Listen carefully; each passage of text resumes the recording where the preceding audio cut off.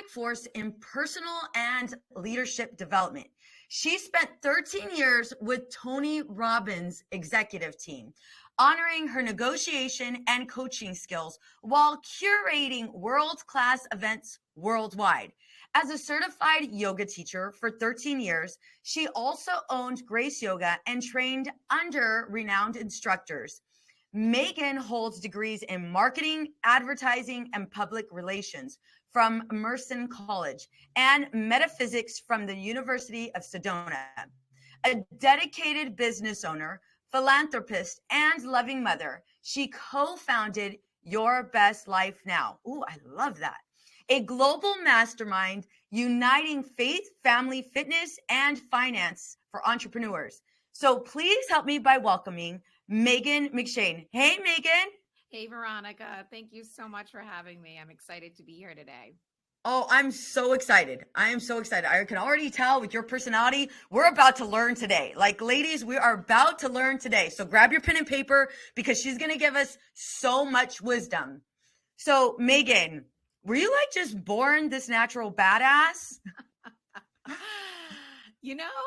I have to say, like from a young age, I really had a drive in me, but I also had some incredible parents. My dad was a really famous college hockey coach who was really driven and got me kind of into the Tony Robbins stuff at a young age. And my mom was also a yogi and a healer. So I really had the best of both worlds. Yeah, you did. Mm-hmm. Yeah, you did. What was it? Like, was there like for all of us, I know for me, there was a falling point. For you, was there something in your life where maybe you were like held in like bondage and you couldn't get out and, you were just struggling with the same thing over and over, repeating these unhealthy habits or patterns? Or was it something, maybe traumatic or something catastrophic that helped you kind of get you to where you're at today? I think that sometimes that comes in flows in life, right? Oh, So, yes, amen. Yeah, right. totally. So when I was 15, I will say my parents got divorced. And to me, I had such a great childhood. My Yeah. parents are both loving people. And I remember entering a state of depression during that time. Okay. And I remember, not wanting to be alive. I didn't want to, my world was falling apart as a teenager. Yeah. And I look back at that time because I remember I promised myself I will never feel like that again, never to the point of wanting to end a life or anything like that. Yeah. So I think that's what really inspired me to wake up and be like, hey, you know what? Let's see this as a gift, as a situation. We came from a loving family. Nothing was broken. And looking back now, it was such a gift that happened for my parents because they're happy and they're healthy. But when you're in those situations, it's hard to see the light, and especially at a young age. I just felt like my world was moving apart, and everybody in my family, they announced they were getting divorced, and my mom moved to Key West to find herself. My dad moved to Vermont.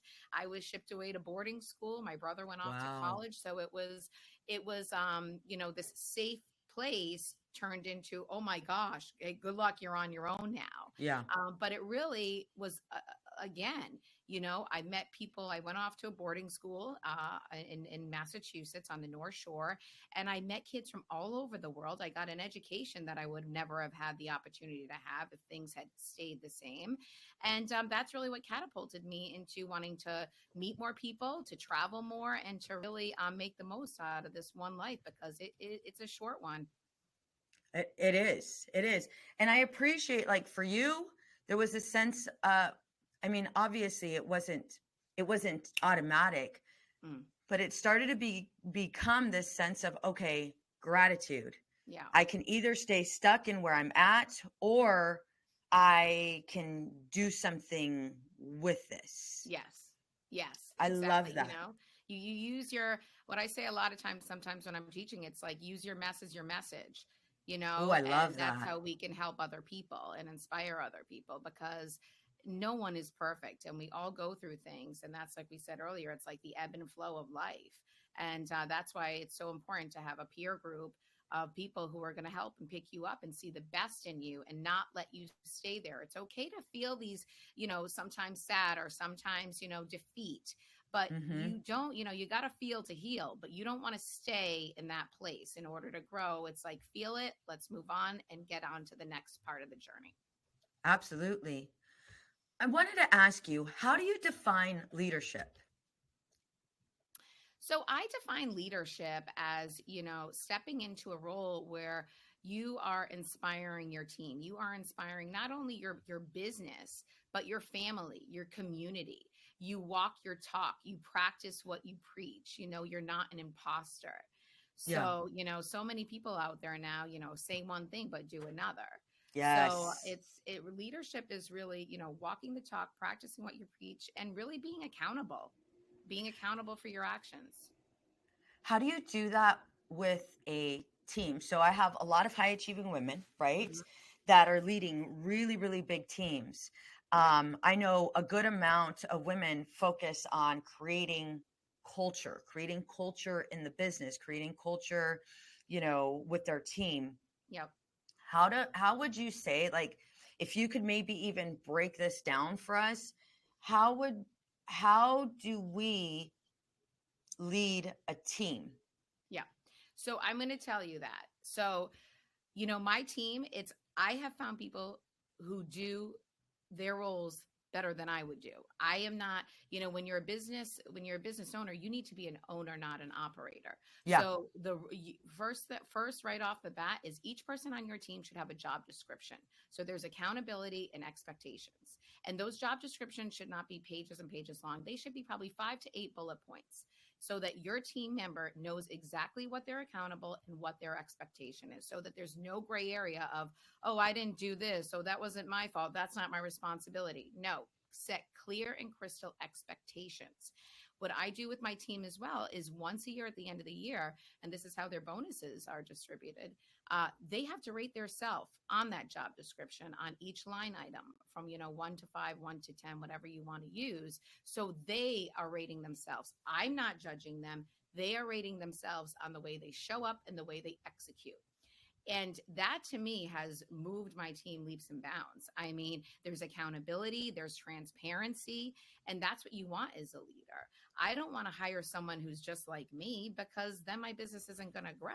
You want to Yeah. hire people who are experts in their roles. Absolutely. So you have them. How often do you meet with your team? Like, what does this process look like? Because Yeah. one thing I get with a lot of us is there's turnover, Mm-hmm. right? And then how do I help my team grow? And so you're talking about the reviews. How often do you do these reviews? How often do you meet with your team? So I meet with my team once a week. We do team meetings. We go through, what's going on in the business. Where are we at? Where do we need to be? How to bridge that gap. Hmm. But you also have to know, as a leader, everyone is replaceable. Yeah. So you should have each, it's depending how big your business is as well, is if someone's trying to, grow in the company, then the person that's above them should be training them, because that's their replacement. Yeah. And then the person who wants to grow up into another level, that person above them is training them, and so on and so on. Hmm. So, if my team isn't growing in their business and their role in the business, and not personally, then I'm failing as a leader. So I really believe in, having that accountability and, staying on top of things. My company, we all work remotely. So we're not in an office. So that's why, we meet once a week. And then we Yeah. also meet too, if something comes up and we need to, then we obviously know we're there. But each week we take a look at every part of the business, from the sales part to the marketing part to the accounting part. And each person who owns those departments, comes with an agenda and what they want to talk about, so that we can be very clear. Yeah. I know for me, early on in the business, um, I hired my staff, and then it was just like, okay, I hired you, Go no for it. job description, Yeah. no job description. I wish I could lie to you and said, oh I yeah, know. I totally did all that, right? We wouldn't be where we are now if we didn't learn, No, right? no. But no job description. It's like, okay, so I hired you and you got this. Like Yeah. these are the things that I need. You got this. And oh my God, did I fall on my Yeah. ass. Like Yeah. I didn't give them reviews. Like, why do I have to give you a review? You already know Right. what you got to You do. should Like, know what you're just doing. do it.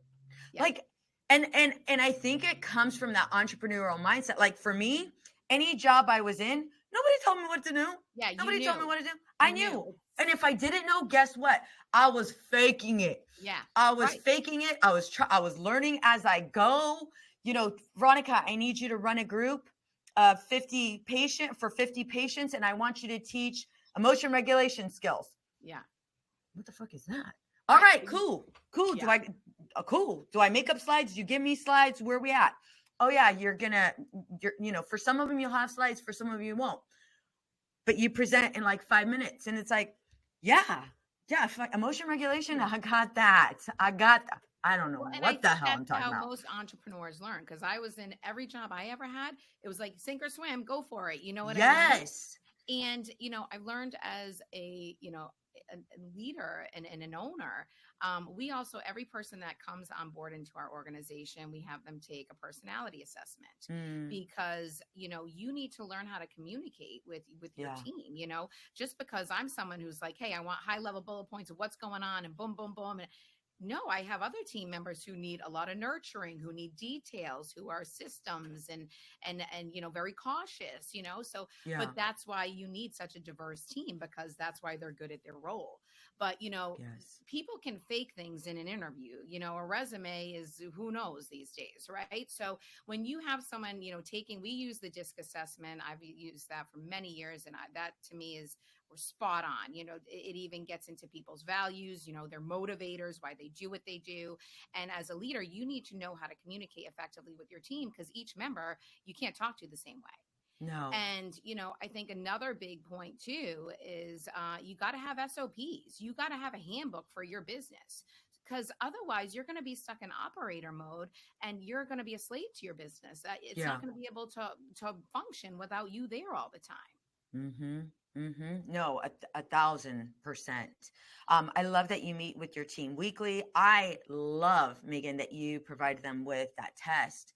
And most of us don't know that. Most of us are under the impression, and we get stuck in that, well, I did it, I'm sure they'll do it. Or there's that expectation that they'll go ahead and, do the things without us asking, or do the things and figure it out without the training. Yeah. Because you know what happens when we get into that place of just thinking, oh, I do it this way, they'll do it. Well, then you create a culture within your organization where, everybody's flying off the rails, because there's actually no sense of leadership. You're letting people do what they want because you think they're thinking like you, which they don't. Yeah. And then you get in such survivor mode that you don't even have time to hire someone else. You're just going to settle keeping that person there because, hey, it's a body and it's answering the phone or doing something. And then it's like, then you have no time. So it's like, that's why that personality assessment is so important from the beginning, so that you can prevent turnover and things like that. I love that. That's where I was at. One thing, whenever I would do exit interviews and I found that I thought I had like a really good nailed down hiring process. And I'm like, okay, like I'm asking, take me through so many sessions of giving them a vignette. And, I'm doing so many interviews, and I never did as a therapist, I never did those assessments. Now it's like, oh, hell no, I have to. Yeah. And I didn't have, whatever my attorney gave me for the employee handbook. Okay, here you go. Yeah. I'm going to go over it with you. And then this is the last time we're going to meet. I didn't have the job description. You're a therapist. You went to school for how many years? Yeah. You know what you're doing. And shit, it felt as if like it was slipping through my fingers. Yeah. And I was like, what the hell am I doing? Why don't they want to work here? What's going on? And what I realized when I was doing the exit interviews, obviously one of them, they weren't a good fit. I had to stop giving them clients because it's like, dude, no, it's not working. Yeah. But then on the other end, when I still wanted to hear like, okay, they eventually left, but I wanted to hear what are some inconsistencies? What did other places do that they liked? What did they not like? What were the strengths? And in those exit interviews, one thing that kept on coming up over and over was the word inconsistency. And it was like, well, screw you, you're inconsistent. And I was like, right? And I'm like, you got to pay attention to this. What makes us women who are, again, high achieving women who are like crushing it, why are we inconsistent? What is that? I can give my reasons, but I'd like to hear from you. I think because we take on the world, right? We're running God, yeah. Right? Yes. We're running our businesses, we're running our families, we're running households. We're trying to do everything, and we're trying to do it, a lot of high achievers, in a state of perfectionism, right? Yes. And if we don't do it all, then we're failing our families, we're failing our companies, our staff. And it's hard, I think, for women like us to ask for help too, because we think, oh, we have to do it all, like this is, if we don't, it's maybe it's weak, or we're not built to run a company if we can't do everything. And I think that's my take on it. Yeah, no, you're spot on. And if we don't have the answers, we go into, well, we should. And then we start to internalize, and then we only look within because we don't want to admit that, one, we probably don't know what the hell we're doing. Right. And two, to admit that, to say that out loud, that is so hard, because then am I an imposter? Am I selling something that, I can't back up? And what I know for me, what I had to realize was, no, you're going to be even better. Right. You're going to come out even stronger. No, say it to everybody. Yeah. So I'm inconsistent. Say it to everybody. It's so true. Because people are going to help you. Yeah. And you know what? And people connect now. It's like they want people to be vulnerable, And we all have blind spots, all of us. So if those around us can show us those, then that's a gift. Yes. Once I started, I ended up getting into, I was already in mastermind groups, but then I started going, okay, well, I initially thought, well, that mastermind group was awesome and I should be done. And then I was like, okay, wait a minute. No, I need some other ones. And I remember going to a group private practice function where there was a bunch of group private practice owners. And I'm like, I need to kick it with people that are way more successful than me. That's right.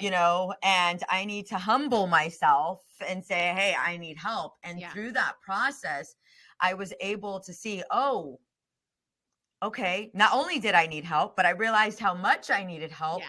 And it was so insightful, just being around people that were doing, way 15 times better than me. Right. But there was also areas where I was also able to help them. Yeah. Well, and that's the beauty of it. That's the beauty of, my company and what we do, because so many people, especially in our group, the reason we created was we have these entrepreneurs and business owners who are really successful, but they're the big fish in their pond. Yeah. And it was they were successful maybe financially, but they lacked fulfillment in their lives. So, that's why in our group, it's we have people who financially their businesses, are 6, 7, 8, 9 figures, but maybe their relationships are suffering. So then we have people who are just starting off their business, who their relationships are great, but and it's the yin to the yang. And, that's the beauty of these groups, is to help each other. We all need support. 1,000%. So making sure we interview, or making sure we, our interview process is on point, making sure that we do the assessment for our employees before they start. Right. And then meeting with them often, providing them with a job description. What other strategies can you give us to help us cultivate a strong and motivated team? Yeah. So again, like I said, I think you also should have, those SOPs in place around everything in the business, so that everybody knows, if I don't know the answer to something and, the accounting or the client relationships department, I know where to find it so I can get the answer. I think, having very clear KPIs so that everybody's on the same page and knows what's going on. Again, transparency is so key in a business. And I also think, culture, right? You want to create a community. Everyone on my team believes in our product. They believe in the mission of the business. Now, they don't have to be, cheerleaders and join and want to do this, but I want them to have believe in it, because if your team doesn't believe in what you're doing, then they're on the front line. How do you do that? How do you do that? How do you do you guys go to retreats? Do you guys have seances? What do you do to create that family, that thriving environment? We also once a year do a 1 or 2 day executive team meeting where we come in and we go through every part of the business, with a fine, literally nitpick every client touch point. And again, I look at where were we at this year? Where do we want to be? What were our wins? What were our losses? And how we're going to bridge that gap to hit our goals for the following year. And this should all be done, probably in October, especially your budgeting and things like that, so that you don't start your new year and then you're trying to catch up. You really want to have clear goals, clear expectations, at the end of Q3 of the previous year. And then we always do team building things, whether it's different, going out together or different, I love all that stuff. So even when we do our retreats, we do 3 retreats a year for our clients. Our team is part of that. They are part of the community. So it's not like, oh, our staff has to go sit over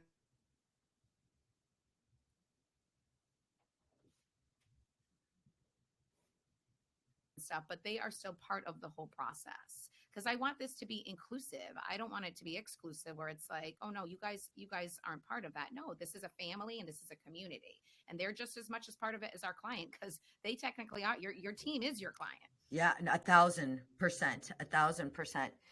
You make this sound so great. I'm totally coming to one of these retreats. I'm 1,000% coming to one of these retreats. You should come with Hell us. Yeah.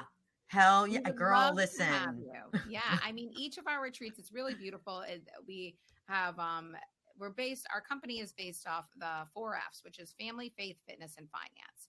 And each retreat has a different theme. So for instance, in September, we are going to Italy, and that's a faith trip. So we're going to do Rome and the Amalfi Coast. And so our retreats are, in the morning, we have about 3 to 4 hours of content. James Twyman will be joining us in Italy. He wrote the Moses Code and many other books, and he's a spiritual leader. And then in the afternoons, we do really incredible excursions. And then we always do these 5-star dining experiences at night. So we really take care of our clients. All they have to do is get their flight there, and we take care of everything else for them. Because as business owners and entrepreneurs, it's so important to fill your cup so that you can come back and give more to your team, give more to your business, give more to your family and your community. When we don't take time for self-care and to take care of ourselves and to grow and expand in a community and to learn new things. And that's why we go to these different, countries and stuff to see what different cultures do. If we stay in the same place, we're never going to grow. No, you're so spot on. I know for myself as well as my kids, when we were in Italy, when we were in Florence, just walking, I love I could live in Florence. Florence, hell, I'm like, hell, all Italy, I was like, I could live here. Yep, right? me too. Like everybody knows your name. Like literally, it's family. Like so small, quaint town, delicious food, amazing people. I remember my she was, how old is she? She's 17. She was 16. She was like ahead of us, walking around by the end of day 1, she had already known like what street we're on, like where we're going, because it just has that vibe and it's safe. But one thing that I really, really appreciated, I'm glad you guys do this for your retreats, is immersing yourself in that culture. Yeah. Because here we're so like boom, boom, and being a mom, being a wife, doing all of these things. And it's almost as if, I know for me, I take pride I used to take pride in saying, whenever somebody asked me, how are you doing? I took so much pride in like, I'm busy. And anytime I'm like, wait a minute, am I busy? I'm not busy. Well, I fucking make up some shit to do. I have to be right. And there was so Right. much pride in being busy. Now I'm like, I don't want to be busy. I Isn't just that want to the be in truth? Florence. Yeah, I know, right? I mean, Right? talk about a city that you're so present, that you're just in, Yes. right? And we always also, each trip we go on, we spend one day, we call it an impact project, where we give back to the communities that we're in. Oh, I love that. You know, when we were in Rwanda last year, we gave back to a school that was all single moms, that their families disowned them at the ages of 12. They were raped by their own families, and Yeah. this guy created this amazing school where these little girls came in with their babies and taught them how to sew. So we went in there and we gave them, you know, the babies didn't have beds, they didn't have like tables to sit in, Mm-hmm. they didn't know how to cook and clean, and we taught them all of that. And you know, that's what it's about, you know, giving back. And if you know, we've Yeah. got it made. But we love doing that too, because we always want to leave a place better than it was than when we got there. Yes. Absolutely. Absolutely. What what advice would you give to aspiring entrepreneurs, high level or CEOs, high level executives, the working mom looking to turn their vision into success? I think you need to get really clear on your goals and your outcomes, and that starts with a plan. You know, I'm pretty woo woo, but I also know that you have to put it into action. Yeah. So you know, I think start writing. Writing is really key into, you know, the brain to the hand to the paper, Yep. onto writing out your goals. And that can start with like a monthly goal, then 3 months and 6 months and 12 months. And then you can go up to 10 plus years of your goals and really break them down. You know, it's like, what do you want your business to be? You know, what does that look like to you? What do you want your mission to be? You know, what, you know, as starting a business, you know, what problem are you solving? Yep. Because that's what people are looking for. Yep. What problem are you solving for people? And then I think, you know, once you start writing those goals down and getting really clear, crystal clear, then it's about execution.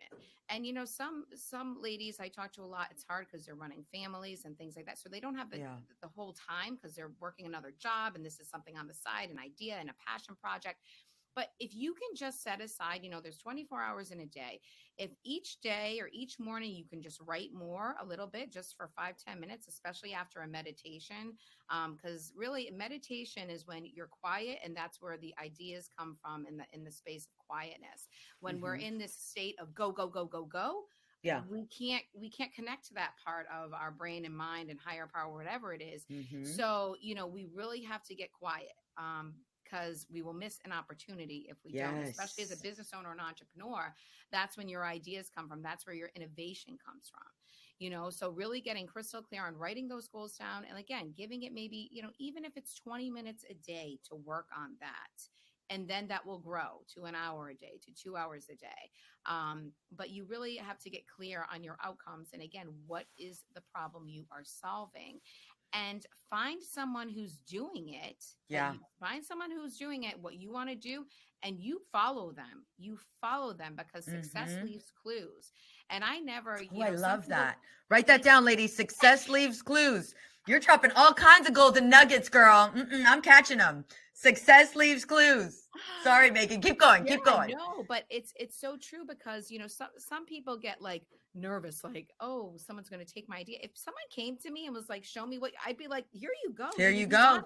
There's enough out there for everybody. You know, there's Yep. an infinite amount of money, things, time, space. So you know, really, like, find someone who you want to mentor you, and follow them.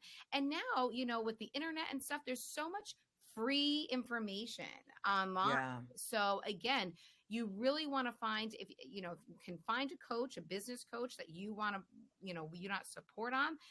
But if you're not there yet financially and can invest in that kind of thing, then just follow someone on social media or in your peer group, or someone Mm-hmm. in your community Mm-hmm. that's doing what you're doing. And that's what's going to really get you, catapult you, you know, to get moving in that direction. Absolutely. I love that you added that. Find someone. You know, when I noticed for me, once I got to a place where it's like, I don't even care. I'm asking questions. I'm Yeah. asking questions all day. I'm going to be the Mhm. biggest student there is. Yeah. Once I started asking questions, I was so shocked at how many people will literally sit with you and, hey, this is Right. where it's at. Because I know for me, when I was stuck in, I'm not going to ask anybody questions, I didn't realize I was surrounded by people that were like minded, that Yeah. felt like, everybody was in competition, one Yes. trying to one up you. And the minute I broke out of the cycle and I was like, screw this, I don't want to stay here. Yep. And I started just asking questions. I was surrounded by people who are like, dude, here, this is what I Yeah. have. They would give me templates. Yep. They would go out and sit with me, just start asking me questions, like really pick my brain. And it's like, and they were doing all of this because they were once that person That's that right. had those That's right. And they questions. remember that. Hell yeah, they do. Right? Hell yeah, they do. And I'm sure, Megan, you're the same way. I know for me, anytime I've been asked, hey, I just, graduated from grad school, I want to go ahead and start a practice, or hey, you know what, I want to start a business. I'm like, hey, hell yeah. Yeah. Hell yeah. Boom. Here you go. Yeah. This is what you're gonna need right now. Yeah. Yep. Right? And again, like especially we're talking about, culture and employees and stuff. Those are great people to bring on for an internship or anything. They want to Yes. learn. They're craving it. Mm-hmm. And those are people who are so trainable and coachable. Yep. That's what you want in someone. You don't want someone who's going to give you pushback and try to tell you how to run your business. Yes. Yes. Yes. Megan, I feel like I could be on here all day with you because you are providing so much education, so many golden nuggets. So here's what we're going to do, because I know you guys have probably a sheet, you guys full of paper or full of knowledge, and probably got writer's cramp at this point. So Megan, how can we work with you? Sure. Yeah. So we actually have a couple different programs. We have a program actually just launching. We started this past Wednesday, but if people are on the fence, it's called the Business Blueprint Accelerator. And you can Ooh, go to our website, that's yblnow.com. And the Business Blueprint Accelerator is for people who are just starting out in business, people who need a roadmap. We call it, okay. you get your MBA in 8 weeks. It's an 8-week online program. Oh shoot. And Okay. yeah, and that's where you want to start. If you're just getting started and you need some guidance, we have a whole toolkit. You're going to get one-on-one coaching. You're going to have weekly calls with other business owners and entrepreneurs, and that's the first stepping stone. If you're already in business and your business is in a great place, or maybe not a great place, but you have the resources, then YBL is, like I said, it's a group of high-level business owners and entrepreneurs from around the world. And it's a year membership. And what you get in that is weekly business coaching, personal coaching. We do speaker spotlights every Thursday, which you and your audience are more than welcome to come on as my guests, or at 10:30 Eastern. And we bring in experts in the family, faith, fitness, and finance. So we, brought in the sharks from Shark Tank one time to talk about business. We brought in Dave Asprey to talk about biohacking and health. So it's a 1 hour call just to get the community together and really get some incredible content. And then, like I said, we do these 3 incredible bucket list trips a year. And they're based off, our 4 core values. And that's what it's about, is really being around like-minded people. We would love to have you guys on a trip or on any of our groups. And if you have any questions, please reach out to me. We'll provide my information here, or my private email is megan@yblnow.com, and that's MEGAN. So I would love to Love connect it. with anybody. How do we find you on social media? Yep. So our Instagram is at YBL Now, and then my private one is at Megan McShane 99. Facebook, it's Your Best Life Now, and yeah, come find us, follow us. Hell yes, absolutely. So, Megan, thank you so much for taking time out of your day here to meet with us and Thank you for provide us having me. all of this information. Thank you. Thank you for having me, and thank you for what you're doing with building this community of phenomenal women. It's that's a beautiful gift. Absolutely. We need it. We all need Yep, it. we all do.